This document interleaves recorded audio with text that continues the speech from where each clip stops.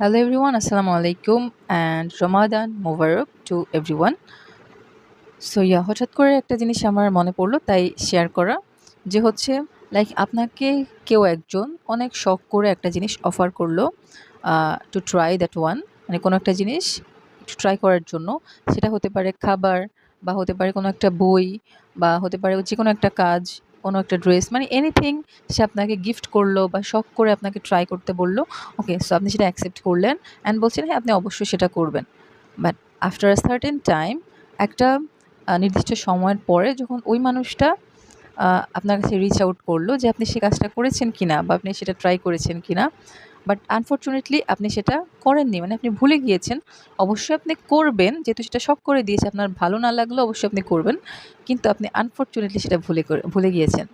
So এই মোমেন্টে মানে আমার যেটা মনে হয় যে আমরা বলি না যে আমরা কখনো কারোর সাথে মিথ্যা কথা বলবো না বা মিথ্যাকে কখনো প্রশ্রয় দিব না, বাট ইন দ্যাট কেস আমার মনে হয় মিথ্যা কথাটা বলা আমাদের প্রয়োজন।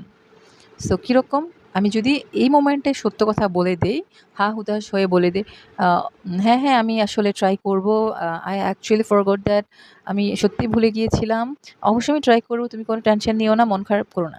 আমার মনে হয় এইসব কথা না বলে আমি যদি ডিরেক্টলি সুন্দর করে একটু বলি যে হচ্ছে হ্যাঁ হ্যাঁ আমি আসলে ট্রাই করেছি অ্যান্ড আমি তোমাকে ভেবেছিলাম যে নক দিব বা তোমাকে জিনিসটা জানাবো আমার কেমন লেগেছে। জিনিসটা আসলে সত্যি অসাধারণ, সত্যি ভালো, আমার সত্যি ভালো লেগেছে। ইনশাআল্লাহ আমি নেক্সট টাইম এই জিনিসটা আবার ট্রাই করব। অ্যান্ড আমি চাই আমি জিনিসটা আবার ট্রাই করতে, সে অবশ্যই ভালো হয়েছে। সো এরকম করে আপনি জাস্ট ওই মোমেন্টটা একটু পাস করবেন। আমার মনে হয় পাস করা উচিত আরকি আমাদের। সো তারপর এখন ওই পারসনটার সাথে তো হচ্ছে গিয়ে আপনার ওকে, আপনি সেটা মাত্র ডান করলেন। বাট অ্যানাদার থিং, তারপর যে আপনি কিন্তু আপনার সেন্সের কাছে আ একটা প্রশ্ন রেখে গিয়েছেন যে এই কাজটা আমি কি ঠিক করেছি কিনা, তাই না? সো নিজের বিবেকের কাছে কিন্তু আমরা যত কাজ করি আমরা কি থেকে যাই? আসলে নিজের বিবেকের কাছে আমরা কিন্তু দায়বদ্ধ থেকে যাই এবং সৃষ্টিকর্তার কাছে। সো তারপরে আমরা যেটা করতে পারি যে ঠিক পরপরই আমাদেরকে কি করতে হবে? সৃষ্টিকর্তার কাছে, আল্লাহর কাছে আমাদেরকে মাফ চেয়ে ফেলতে হবে। অবশ্যই ক্ষমা চেয়ে ফেলতে হবে যে, "আল্লাহ, আমি হ্যাঁ, এমন একটা মোমেন্টে আমি হয়তো বলে ফেলেছি বা আমাকে বলতে বাধ্য অ আমি বলতে বাধ্য হয়েছি। বাট আ আমি আর এরকম, মানে আমার জীবনে যাতে এরকম ফার্দার আর কোনো ঘটনা না ঘটে। আল্লাহ তুমি আমাকে সেই তৌফিকটা দাও। এবং অবশ্যই আমি এটা আর করব না। অ্যান্ড আমার মেমোরি অবশ্যই শার্প করো।" সো এভাবে আপনি আল্লাহর কাছে মাফ চেয়ে নিতে পারেন। দ্যাট মিন্স আমি একটা ভুল করেছি, আমি জানি মিথ্যা কথা বলা উচিত না।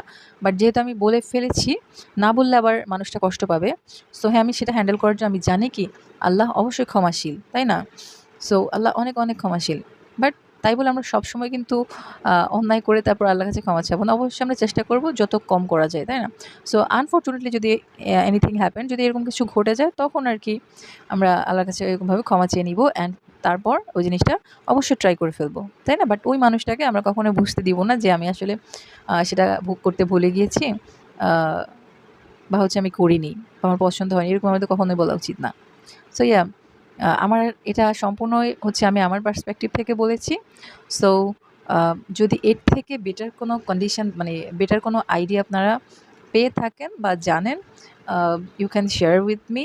Thank you everyone. ভালো থাকবেন। আল্লাহ হাফেজ।